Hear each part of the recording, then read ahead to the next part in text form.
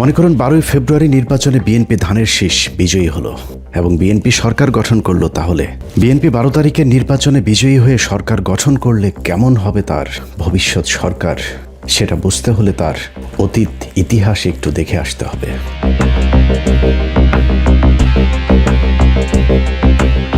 আওয়ামী লীগের 15 বছর ভোটারবিহীন নির্বাচনে ক্ষমতায় থাকার যে থিওরি, সেটার উদ্ভাবক ছিল বিএনপি। বাংলাদেশ স্বাধীনের পর প্রথম গণতান্ত্রিক নির্বাচন হয় 1991 সালে। সেই নির্বাচনে বিএনপি ক্ষমতায় আসার পর 1996 সালে প্রথম নির্বাচিত কোনো সরকারের 5 বছর পূর্ণ হয়। কিন্তু ক্ষমতার 5 বছর পূর্ণ হবার পরেও বিএনপি নির্বাচন দিতে গড়িমসি শুরু করেন।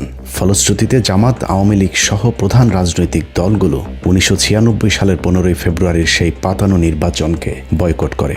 কিন্তু সংকটের সমাধান না করে বিএনপি জোরপূর্বক এক নির্বাচন অনুষ্ঠানের মাধ্যমে আরও এক মেয়াদ ক্ষমতায় থাকার চেষ্টা চালায়।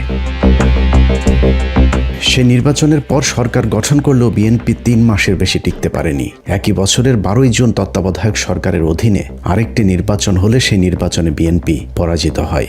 এরপর 1996 সাল থেকে 2001 সাল পর্যন্ত আওয়ামী লীগের ইসলাম বিদ্বেষী সরকারের বিরুদ্ধে একজোট হয়ে বিএনপি, জামায়াত সহ 4টি রাজনৈতিক দল 2001 সালের 1 অক্টোবরের নির্বাচনে আওয়ামী লীগের বিরুদ্ধে রায় দেয় এদেশের মানুষ।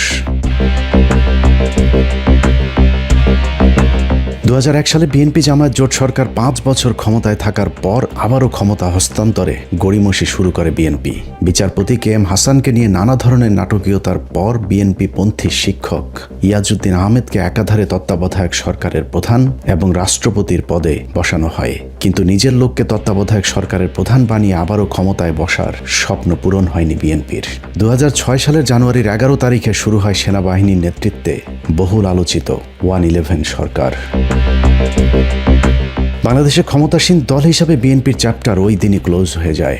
দলটি আবার কবে ক্ষমতায় আসবে তা এখনই বলা সম্ভব হচ্ছে না। তবে ক্ষমতায় থাকাকালীন বিএনপির 5 বারের দুর্নীতিতে চ্যাম্পিয়নশিপ ট্রফি থেকে শুরু করে সারের জন্য মানুষের বুকে গুলি চালানো, বিদ্যুৎ খাতে লাগামহীন লুটপাট, বিদেশে টাকা পাচারের কালিমা এখনো দগদগে হয়ে আছে বিএনপির কপালে।